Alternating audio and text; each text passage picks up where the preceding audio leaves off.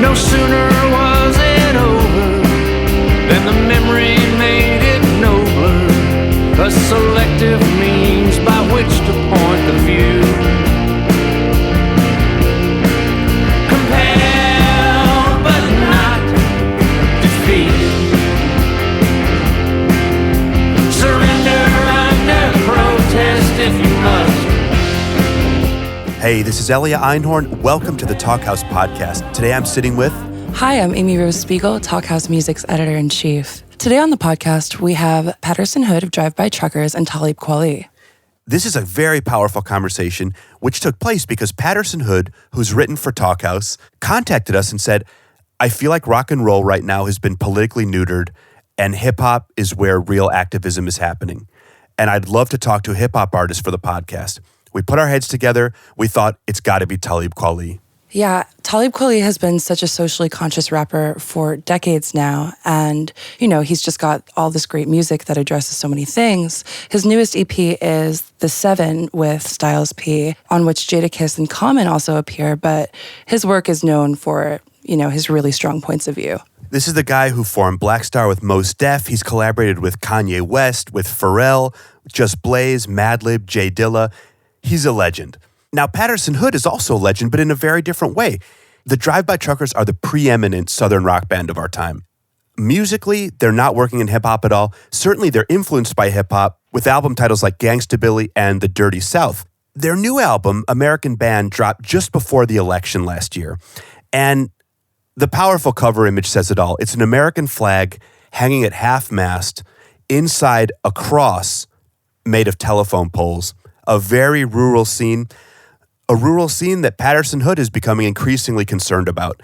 He says in this conversation, if you turn on the TV and see a white Southern male, he's probably going to be Jeff Sessions or some asshole like that. Right, and I think Patterson is really looking at different ways to approach that identity, and it's really interesting to hear about that, especially in conversation with Kweli, who is Brooklyn, born and raised. Exactly. Kweli is Brooklyn all the way. Our lead engineer and co-producer Mark Yoshizumi and I actually went to Kweli's home in Brooklyn. He welcomed us in. Gold records on the wall, piano, amazing vinyl collection. And we sat down with him, Patterson recording his side of the conversation in Athens, Georgia. The guys talking via Skype. And I'll tell you, they were ready to talk. They were also ready to listen.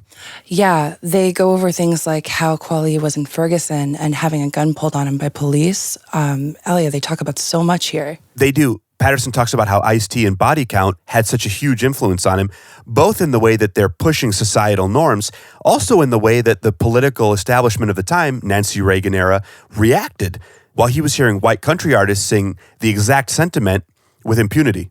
Right, and that leads to a whole conversation about privilege where the two discuss the way that their different experiences has affected their lives and how race and class have been factors in that. That sets up a fantastic anecdote about Talib hanging out with Dave Chappelle at Lorne Michaels' house as they set up the Chappelle Show takeover of SNL. Elia, it's a great story, and I really think that all of their reflections on what it is to be a celebrity and be accountable are really valuable here. It's as Kweli says, once you raise your voice, you become accountable, and I think the two really explore that quite deeply in this talk. Should we roll it? Let's do it. Well, I just want to say what's up to Patterson first. How you doing? It's a pleasure to digitally meet you. Man, back at you, man. Totally. I love the Seven. I just picked that up the other day, and I'm loving that. It's fantastic. And thank you, man. So I'm thrilled to meet you. And hopefully, maybe this will lead to us getting to meet in person at some point. Yeah, absolutely. Like so many other people, I was probably first turned on to your music from the Chappelle film, you know, and which I loved, and then I ended up getting Black Star, and then just kind of followed from then, and you keep showing up in really cool places too, in addition to your own stuff, you know, like the Anderson .Paak record was one of my favorite records last year, and that's a great record, great tune, and so I'm just. Our band probably listens to more hip hop and rap on the bus touring than probably any music in the world. That's one of the things that we all really kind of agree on musically loving. So it gets a lot of play on the bus as well as when I'm at home. I appreciate that, definitely. I always think it's interesting to hear. It's interesting how some of the messaging of hip hop, which is really like a inner city thing, people of color are associated with it, how it impacts and affects Southern rock or Southern country groups that are your age, that are our age. I think you're a little bit older than me, but it's just interesting how those sounds, when they went pop, how those sounds get interpreted by a band like Drive-By Truckers. It's just very interesting to me, and I think that's what shows, like, hip-hop music, I think for me personally, and I'm biased to it, but it has been the most the thing that's connected more people of different cultural backgrounds than anything. So that's something that makes me feel proud to be a part of hip hop, because it's like any, it's like a musical collage. It's like in order to be really good at hip hop, you have to be open to every type of music. Right. You have to be willing to take it all in, because you can create. I could pick one of your records and make a rap song out of it. You know what I'm saying? Like, and it'll become hip hop at that point. Have at it. Okay. It's funny because when our band first started, this band, and I've played with my partner Mike Cooley, and I've played together in bands since we met in college. We've been playing together since 1985, and the Truckers was our fourth band together. But by the time when we started, this band was kind of right in the midst of when the whole Atlanta, like, Dirty South movement was exploding, right. And that was something that we were really, really into listening to, and it was a huge influence. I mean, we have an album called The Dirty South that was named that, totally right. like in tribute to what they were doing, and honestly, a lot of the content of the songs on that record were kind of there was I remember years and years ago, back when the song Cop Killer. Remember the song? The Ice-T. And Ice-T, and was it Body Count? Body Count, yeah. And there was the huge, people in the media were all, freaking out, saying it was glorifying this and that and all that. And someone had pointed to an old country song by Tennessee Ernie Ford, basically with the exact same content. And right. yet this was this song that was beloved on the Grand Ole Opry, right. or Johnny Cash, who shot a man in Reno just to watch him die. Yeah. And yet no one was wringing their hands about that. And so right. we kind of intentionally took some of the themes that were being rapped about, and made these songs in the genre of music we play to sort of illustrate. Like, we have a song about the people who shot Buford Pusser, who ambushed Buford Pusser, and who happened to be from my hometown, so that was kind of like our answer to, like, Cop Killer, and there was right. and all the different songs on that record relate to a theme or themes that were being explored very, very deeply in the hip hop community, but maybe weren't being talked about, enough in the rock community or whatever. Not to say hip hop. I consider hip hop like the preeminent form of what rock and roll has evolved into. Right. When we made our record last year, or put it out last year, there was a lot of incredible political statements being made in the hip hop community, and even in the pop music community, with a record like, Beyonce's record and what she did with the Super Bowl appearance, right. and all of that. People were making these wonderful, incredible political statements, and yet, the rock and roll community, or the so-called rock and roll community that had always, at least historically, prided itself on, being kind of sometimes political and things like that, were being very silent about it. And and I was pretty irked by that. And that was a big part of why we made the record we made.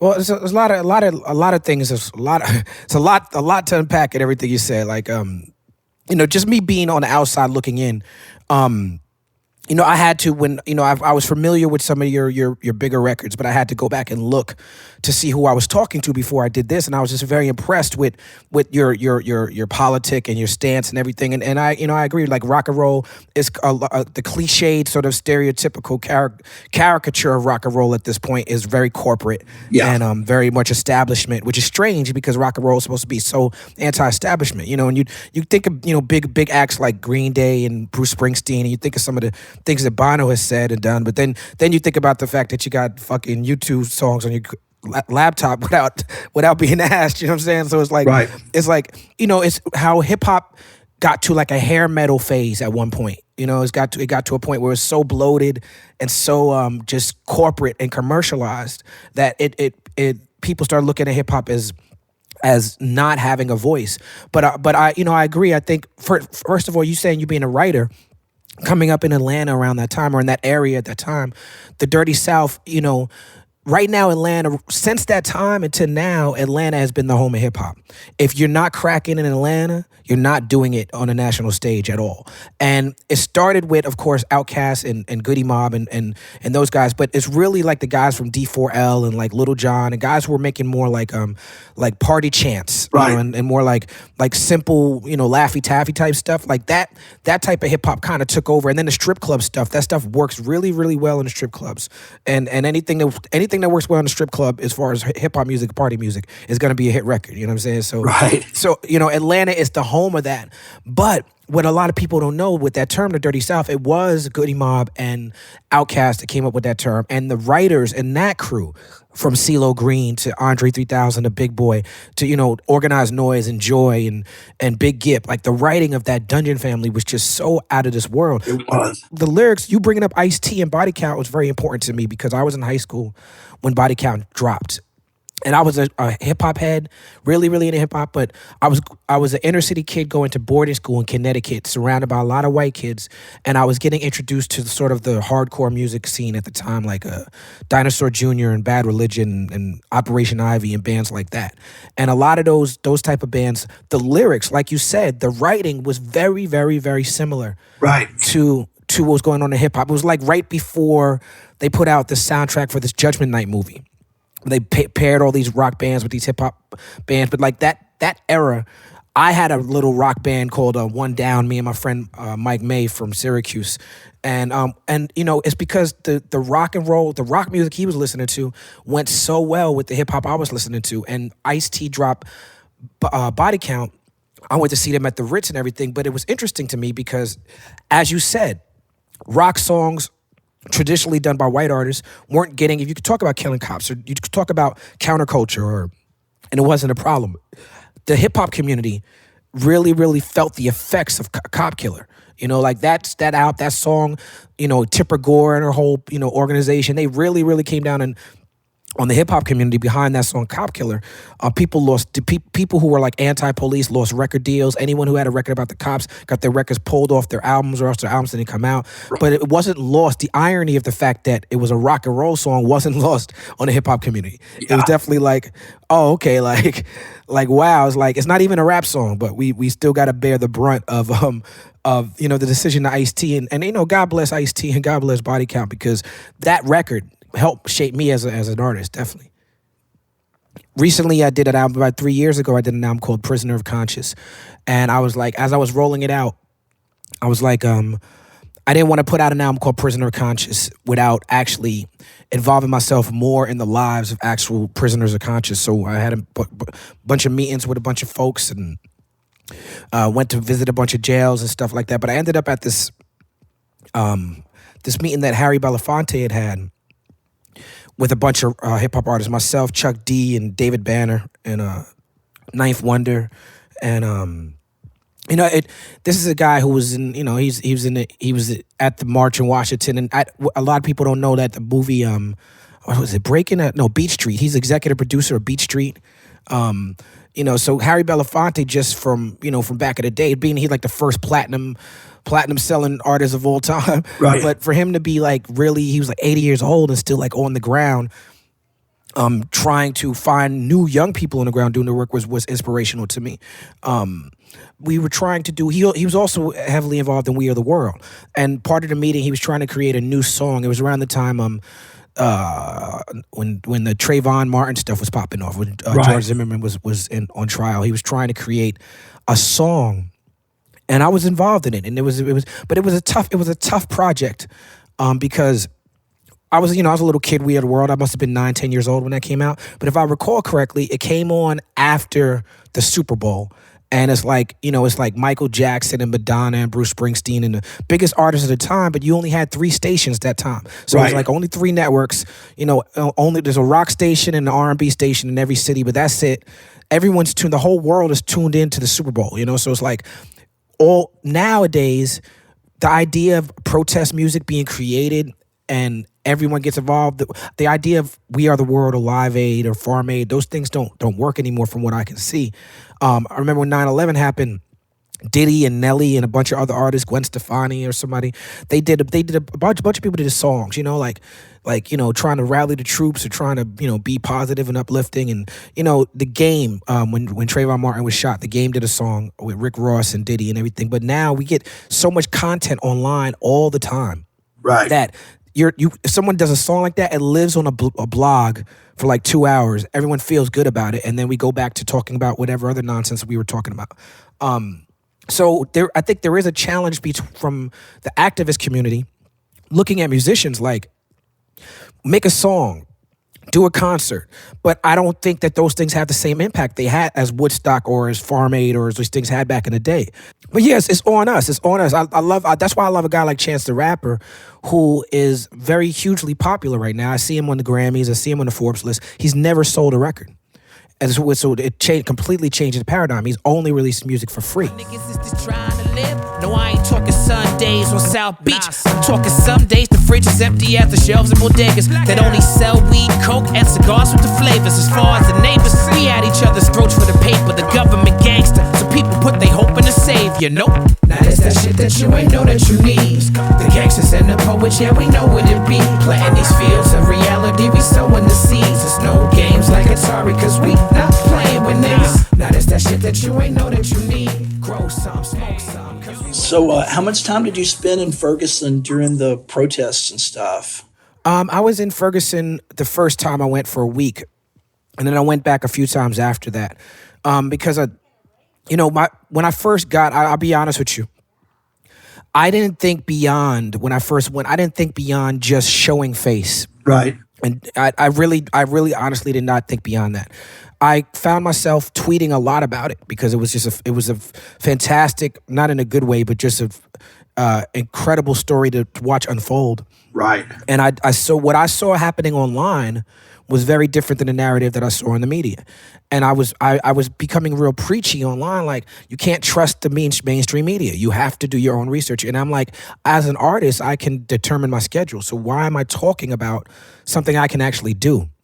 And then when I saw other artists, I saw J. Cole down there, and there's somebody else, I think maybe Young Jeezy I saw down there before I went, So I was like, okay, well, other artists are doing it. Let me put my money where my mouth is. And I really had planned to go for one day, show up on the corner of Canfield and Florissant, meet some people, take some pictures, and go about my day, But there was some action on the ground that night, and I got chased and held on the ground at gunpoint by police. It was just, and I met people in the community that I formed because of this experience. I formed an immediate connection with, and I woke up the next day just not wanting to leave, and I ended up being there for a week. I had to go back to my life after about a week of it, but yeah, that experience. I've done a lot of things, and I've done things like that before, but that experience in particular changed me because it was mostly.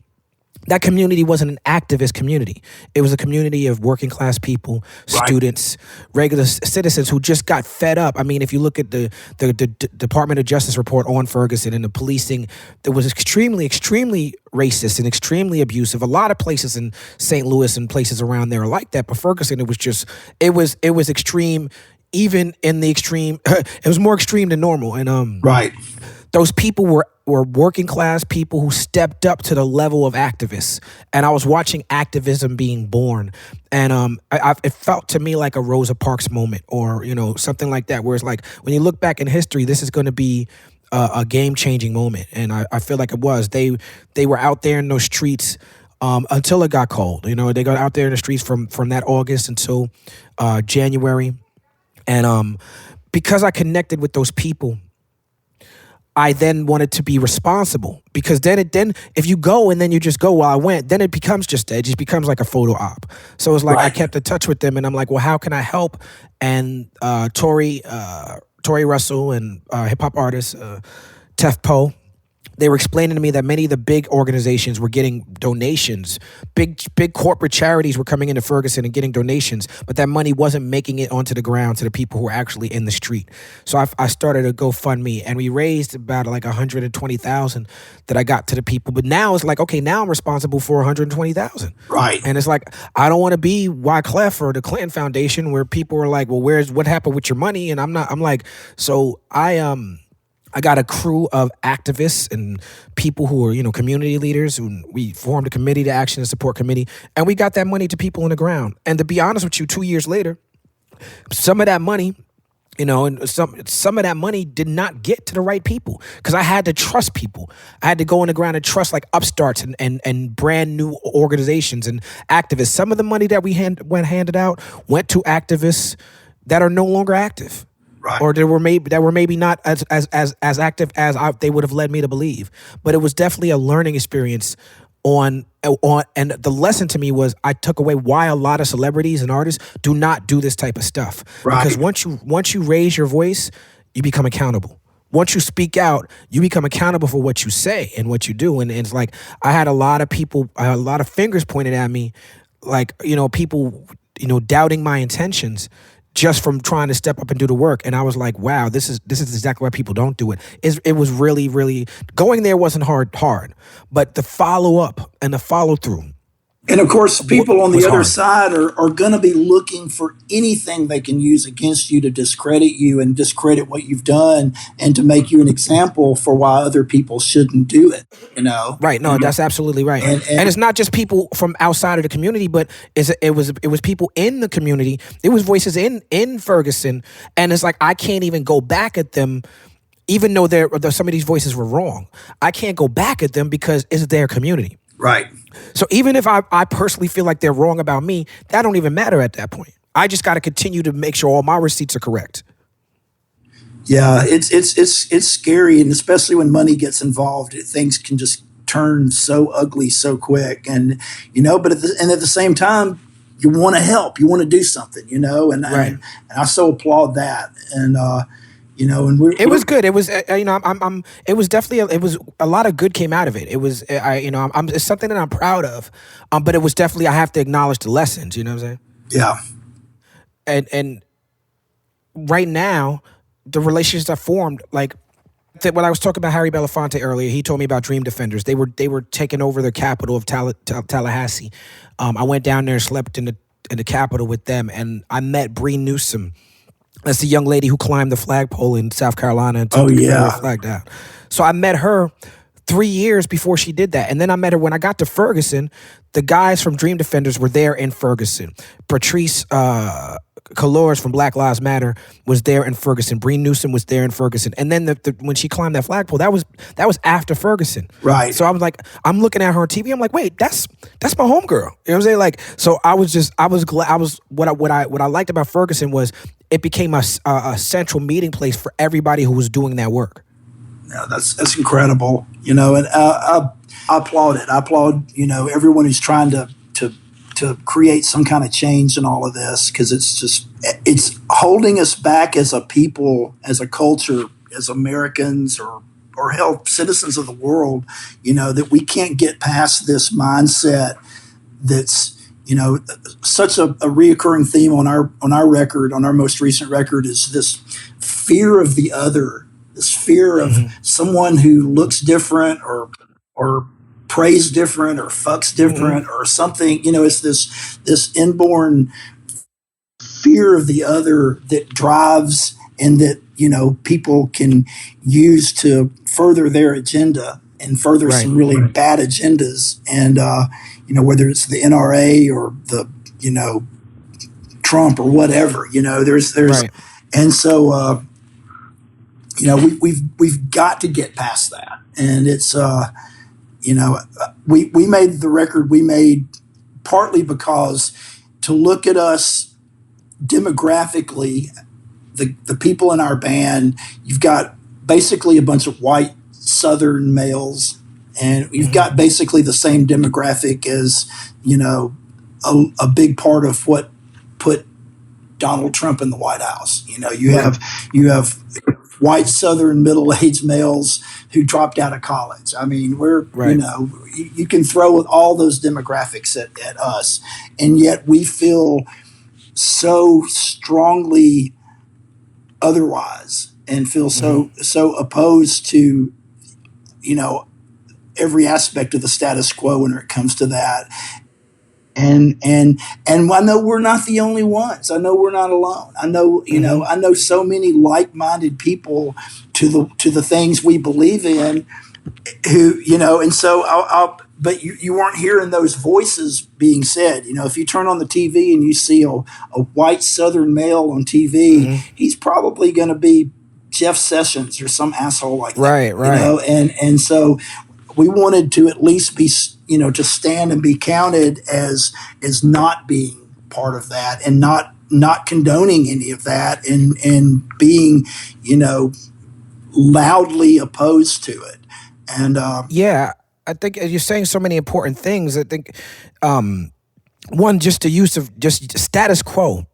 The status quo for our country is bigoted and is racist. It sure and so is. the bigotry and the racism and the misogyny and the homophobia and all that stuff is normalized, and that's the status quo. So anyone who speaks against it is looked at as other. Right. And then the fear of this other, whether you don't even have to speak against it, you could just exist, and your existence could stoke this fear. But it's our job, all of us. The status quo, what you're talking about, is a system of a global system of white supremacy. Yes. And like this race is absolutely a construct. Like in science, race is meaningless in science. We're all the same human being. We all bleed the same. But this construct of race that comes from greed, so that they can say this person is worth less, so that I can now sell this person and make this person a property. That's where the concept of race comes from. It does, even though it's false, it has very real world consequences, and all of us enable it. So you as a white Southern male, you enable white supremacy. Me as a black male from Brooklyn, I enable white supremacy. Whether or not because right now I got on some Nikes, you know what I'm saying? Like I use the word nigga in my music. Like I could tell you the things that I do. I drink Coca-Cola every once in a while. You know what I'm saying? Like I could tell you the things that I do that definitely enable the status quo and keep money going into the status quo, into that system.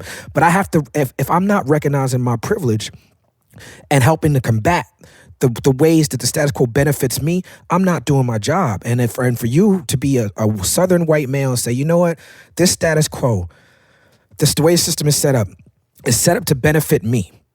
And if you're not using your platform, which you guys are totally doing in the best way, that you're practicing solidarity. You're practicing allyship, but you're not showing up saying, I'm your ally.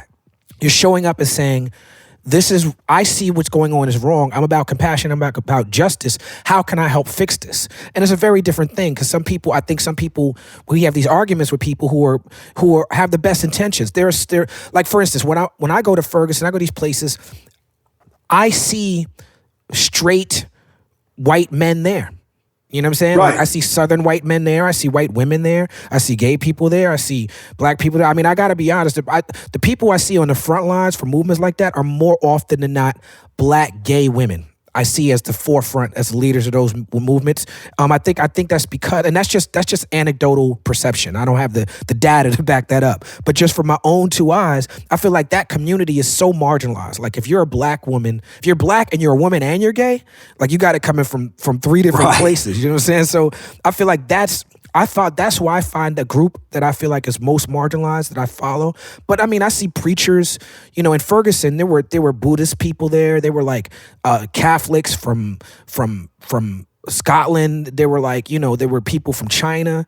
There were Jews there. There were Muslims. That's what people don't realize about a lot of these movements. Yeah. Like even though the movements on the surface, you see a pro-black movement, or you see a movement that the slogan becomes Black Lives Matter. But when you're when the media is debating whether or not Black lives actually matter, or whether or not we should say that Black Lives Matter, but when you're on the ground, you see people of all races and all creeds and all colors all together saying Black Lives Matter. So it's like my experience is not the status quo experience, but I'm biased. How you said your demographic is the one that got Trump in. You're right. I didn't think Trump had a chance because I lead a blessed life. I travel around the world. I see the best of humanity. I don't have to commute to a job. I don't have to sit in a cubicle next to somebody I don't like. I don't have to deal with some of the things working class people have to deal with. So I didn't see. I didn't either. I didn't either. Yeah. I think we're blessed too. I think we have to count our stars that we didn't see that, but it's kind of naive too. Yeah. The Saturday Night Live skit that week when the Chappelle one, right? When they were watching the election returns, and Chappelle and Chris Rock were like at the party, and everyone was like so shocked, and they were rolling their eyes, and I mean that was a bit of a wake up moment for me, to be totally honest and candid. I mean, it's like crazy. They're like, of course this happened, and I'm like, but how did this happen? Man, listen, I was with Chappelle at Q-Tip's house working on a Tribe Called Quest album when he called Lorne Michaels and asked him to do Saturday Night Live. Wow. And Lorne Michaels was like, come out to my house. And I spent the weekend at Lorne Michaels' house that like a month before he did it. And I watched him discuss and set that episode up. And so it was interesting for me. And I had no clue that Trump was going to, but to think what I just said, Dave Chappelle lives in Yellow Springs, Ohio on a farm. Wow. You know what I'm saying? So he's going to get coffee with working class people every morning. Whereas I'm living in New York City and jet setting here and there. Dave Chappelle, even though he's far more wealthy than I am, was more connected with working class people. Yeah, that episode was someone who came of age watching the classic era, Dan Aykroyd, John Belushi, Garrett Morris, Gilda Radner. Me too. I'm a fan like that as well. Episodes of Saturday Night Live, that episode, that Saturday night right after the election was probably the finest 90 minutes of the entire history of that show. On every level, the skits were incredible. Dave Chappelle was probably the best. Was probably the best host I've ever seen. Tribe Called Quest, absolutely. I mean, I was in tears during their performance. Me too. I was so moved when they lowered the banner, and this. It was just, it was. Me too. And we were on tour, and we were all kind of going through our shock and of the election turnout and everything. Anyway, all kind of collectively going through it together, and we recorded the show, and then after our show, was all sat up late on the bus watching it together. And when it was over, we just started it over and watched it again. We were up to like 5 a.m. watching that because it was so amazing and so spot on, finger on the pulse of what was happening in our world right then. And what's insane about you saying that is that Dave was saying, I sat and watched him tell Lorne Michaels, he said, I want to do your show, but if I do your show, I want it to be the Chappelle show. I don't want it to be Saturday Night Live. Right. So the whole way that he approached it was doing it as the Chappelle show. So for you to say that it's like the best that's probably a compliment that he was probably going for. You know what I'm saying? Well, he nailed it so much. And back to kind of what we were talking about earlier a little bit. I've got 2 nephews, and I've got more than 2, but I have 2 nephews that are 14 years old. And, so all the stuff in the news this week, with about Jordan Edwards and the whole Say His Name movement, which, is just so heartbreaking. And, my sister-in-law, who has the mother of one of my nephews, she did a post a couple of days ago with a picture of her son, her beautiful son, right next to a picture of Jordan Edwards. And, and it's heartbreaking, and it's heartbreaking that this keeps happening. And back to the whole privilege thing. There's conversations that she just doesn't have to have with her son. That you know that Jordan Edwards' mother. You know, it's just yeah. All of that is, you know, and of course I've got two children, and I understand you have. I do too. Two children. I have two as well. I have two. Yeah. And you know, our bass player in our band has a mixed race daughter, and which in Mississippi where he lives means he has a black daughter. You know, and absolutely. You know, some of the things that they have to go through just here in 2017, just raising, you know, a beautiful little girl of color in a small town in Mississippi. It's just, you know, we've got so far to go, and you know, I'm not naive enough to think that I can make any real change other than just the small little amounts that we can do, but at least we're doing that. And I think anything is better than nothing, and we want to. It all adds up. Yeah, it does all add up. You know, and I think, and music is a tonic for the troops, and absolutely, and you know, and also just by, you know, people standing up, it makes other people want to stand up, and regardless of their color or origin or whatever, you know. Yeah, we beat the drum and we wave the flag, and I think the conversations around privilege are hard for many reasons, but mostly because of lack of education. Sure. America has never been honest with our history of racism, and so people are approaching conversations about race thinking that it's something that, you know, that just started yesterday. You know, people don't understand the history behind the word nigger, or the history behind the word cracker, or the history behind the Confederate flag, or why we say states' rights, or why the Civil War happened. Or people don't really understand these histories. Yeah. And so when you talk about privilege, in particular, like with white privilege, it's hard to tell a poor, from what my experience, and you know, you probably could tell me better than I would know, but from my experience, when I have these conversations, because I'm on a line and I get harassed and attacked by a lot of racists and a lot of white people who don't realize that they're racist. You know, there's people who maybe live around black people, have children with black people, love Kobe Bryant, love Kanye West, you know what I'm saying? Like, but still have these racist tendencies. And so I'll tell them, you're exhibiting this level of privilege. And they say, well, you know, my parents are broke. Like, maybe I didn't grow up with parents. Maybe I didn't have it good. And I think people don't understand that when people say you have white privilege, that doesn't mean you have a get out of strife free card. That doesn't mean that no bad things will happen to you. It's just the stats weigh heavily in your favor. There's conversations you don't have to have. And so for me, I try to approach the conversation with privilege by first acknowledging mine so that people get more comfortable.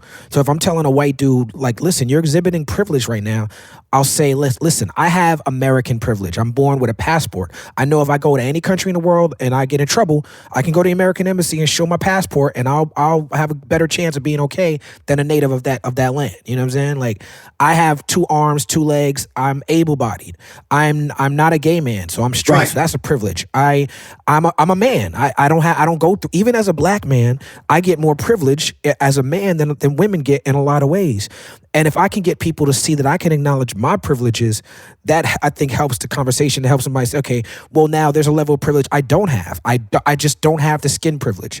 You know, so a white dude does have that. Now, I am a celebrity, so I've earned a celebrity privilege, but it's like that celebrity privilege, my earned celebrity privilege is less than a white dude's earned celebrity privilege. Now, you know, because I grew up in Brooklyn, I grew up in Park Slope, Brooklyn as a black man, I have a higher class privilege than maybe a white dude that grew up in the Appalachian Mountains. You know what I'm saying? But if you get people, I think, opening up to figuring out where their privilege lies, I think that can help broaden the conversation. Right. We're trying to instill that in our children. You know, it's like our children they're fortunate. They're blessed. You know, we live in a very nice, comfortable house, and there's always plenty to eat. And, you know, we live very, very wonderful, comfortable lives. And I want our children to grow up not taking that for granted, and also realizing that is a privilege, and that they, you know, and I think so far, you know, they're still young, but I think they are getting that. You know, both of my kids are kind of have activist streaks. Even my youngest has. He's like he wants to follow the news. He wants to follow what's going on. He's really probably more interested in it than is healthy for someone his age. And I get that. I was that way when I was. I got in trouble when I was 8 for a paper I wrote about Watergate. I got basically sent home from school for calling President Nixon a traitor in 3rd grade. So that's beautiful. That's beautiful. Which was probably the only time my parents ever sided with me when I got in trouble with school. They actually they kind of had my back that one time. But that's dope. But so I'm straddling the line with my kids between really applauding the fact that they're wanting to be interested with it, but also sometimes questioning if it's healthy for my not quite 8-year-old to know as much as he knows about, the current situation. I think it's beautiful and it's healthy. And I mean, I think, they say that kids learn the most that they're going to learn in their life before 5, because our brains are working faster to take in more information. So I'm all for. I mean, my kids are the same way. They have that activism thing, and they're very conscious and woke and spiritually in touch and want to help the community. And I'm very proud of them for it. And I think in this information age, I think the things change. Parenting has to change. Before the internet, before the information age, the way that you dole out information to your kid, I think the way that you and I grew up is different. If you and I try to dole out information in the doses that our parents did, with the internet and with how information is moving, you're going to be lost in the source. Your kid's going to know more about the world than you think they do, and you're going to be at a disadvantage, I think. So I think my kids are now, my son is 21 and my daughter is 18, and I didn't hide anything from them. I mean, I didn't hide no foul language, bad movies, none of that. Like, because for what I could see, and me knowing what I was when I was 12 and 13, I was 12 and 13 watching Skinamax and The Terminator and, you know what I'm saying? Like reading graphic novels with bad language in it, no matter what my parents did. So I tried to approach it on a more realistic way about how the world is. And I think that's, as parents, we have to grow with the world. And I think it's great for you to have that attitude and be concerned about that with your kids. I think that's the only way the world gets better. We have to pass it down and to the next generation. Yeah,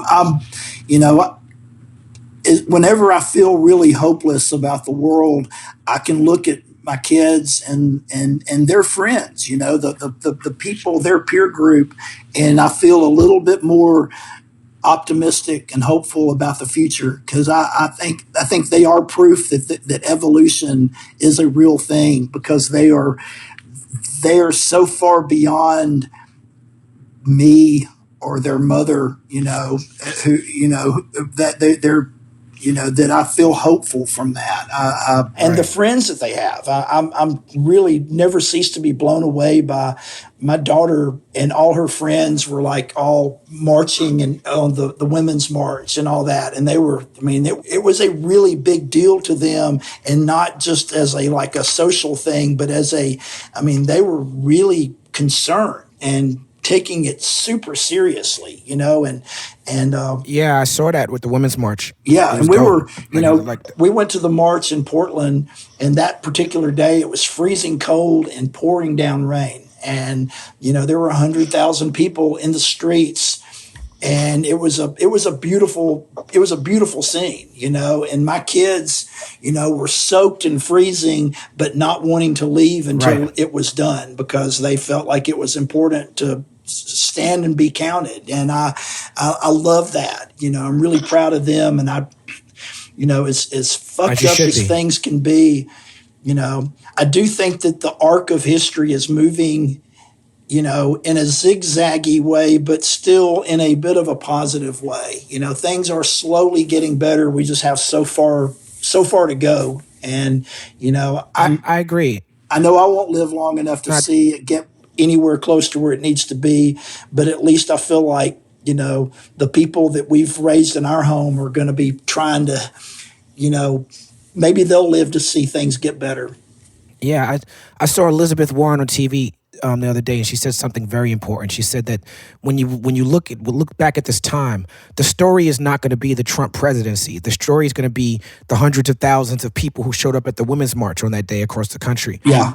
And I think that was a great point, because when you think about the Nixonian era, which I wasn't around for, and you were probably born into, the story is not Nixon from the 60s. Right. The story is the March on Washington. Yeah. The story is Dr. King and them. So it's like, I feel like what your daughter and them are doing, that's really what the story is going to end up being at the end of the day. Yeah, I feel strongly that way too. Man, I've loved talking to you. I would love to keep in touch, and I would love to let's keep this going. Numbers and info and all of that. And if there's ever anything you're working on that you think there's some way that we could help, or I could help, or be of any kind of assistance on any level, I would be all about it. Please keep in touch about that. And because I applaud what you're doing. Of course. And congratulations on the new record, because it's really, really fantastic. Thank you, I think In the Fields is my favorite song right now. It's pretty amazing. Yeah, that's a song I feel like that's a song that I've needed to make my whole career. That song definitely feels like that. Man, it's just it's an incredible piece of work, and so I'm really just thrilled to get to meet you, and I'd love to meet in person at some point soon. Yeah, let's make that happen. I'll be in the field. I'll be in the field. Yeah, there's black or black crime, but there's white or white crime. When you adjust for population, all the numbers stay aligned. So why we never hear white or white on the nightly news? Ain't no profit in over criminalizing white dudes. Poverty breeds criminals, but watch what you call me. Cause if I'm a criminal, what about bakers in Wall Street? Or the fast food industry that be feeding us horse meat? Fitness oasis in the fields, picking sugar and coffee, nigga. Amy Rose, it is so inspiring to hear them talk about their children as part of the next generation of activists. Right, and to have such strong points of view on all these complicated issues end in such a positive note felt really good. So that's today's podcast. If you enjoyed it, please let us know on Twitter. You can tweet at us at Talkhouse, and yeah. You know who else you should follow on Twitter? Talib Kweli. I told him that he's the mixed martial arts master of Twitter. He gives so many smackdowns every day. And he told me, yeah, and all my trolls love UFC. Oh my God, so good. Love him. If you enjoy our podcast, please rate and review on iTunes and Stitcher. Every time you rate us there, it helps somebody else find the podcast. Help them find next week's podcast. Norman Blake of Teenage Fan Club in conversation with Chicago-based fingerpicker Riley Walker. It's a really good one. So until then, thank you, and see you next time. Till then. Life is a bitch, America is a whore. Get sick and try to see this little picture I draw. You can have a gun but need bullets to go to war. You already have dead from the food that's in the stores. Coast these rappers ain't better, tell a tale so tall. A whole industry of employees pretending that they the boss. Niggas that you thought was official is falling off. Shit ain't been the same since the 95 source. Every breath that we take.